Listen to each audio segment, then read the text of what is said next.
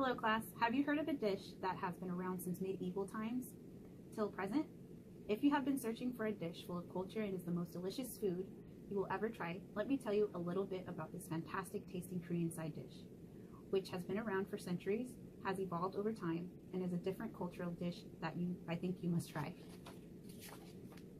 Japchea has been one of my favorite side dishes since I was a little girl. That is now one of my family's favorites too.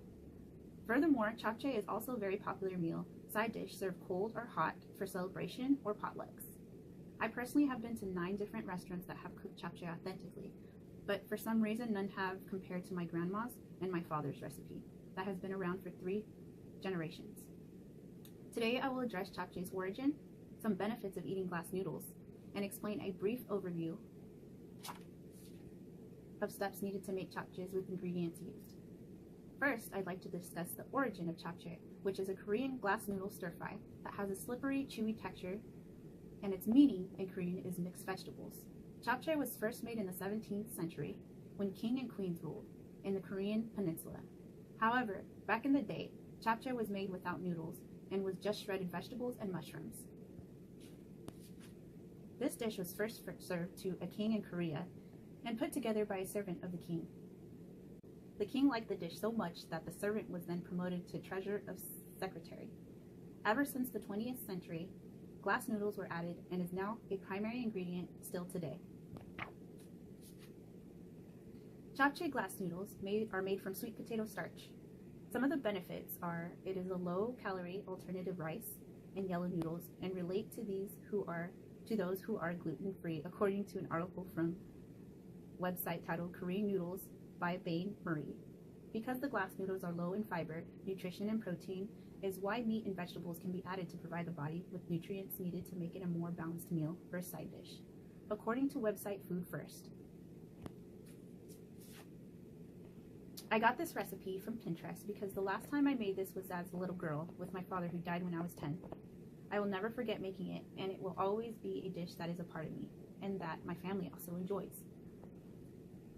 Furthermore, the ingredients I used for this recipe are beef sirloin, garlic, onion, white mushroom, spinach, mirin, soy sauce, sugar, sweet potato vermicelli noodles, black pepper, salt, sesame seeds that are toasted, and shredded carrots, and sesame oil.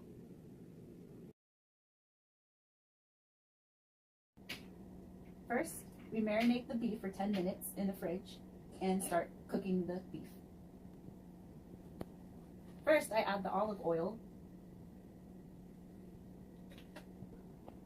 Then, using a non-stick pan, I add the marinated beef into the non-stick pan over medium heat.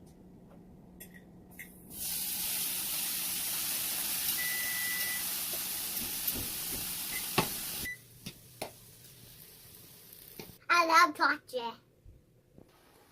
When the beef is fully browned, we add the onion, the garlic,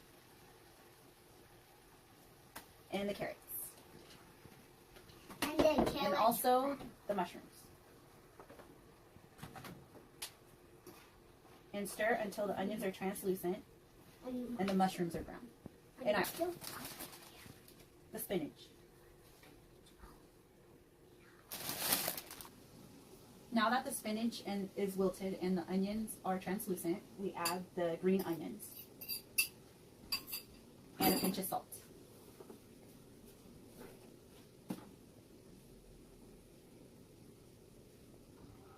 Then we stir.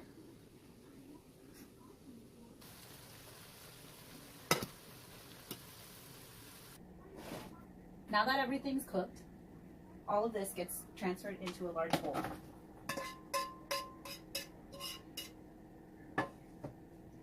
These noodles that are pre-made were boiled for 6 minutes and tossed in sesame oil, which also gets tossed into this bowl. And using 2 forks, if you want, you mix everything together.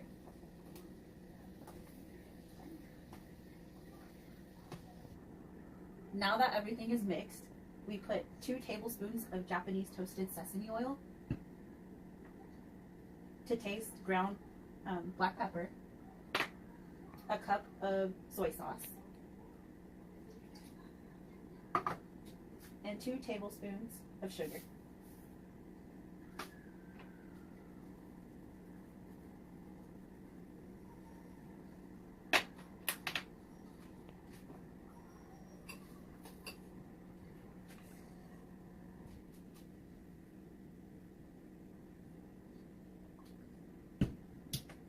And then we mix all the ingredients.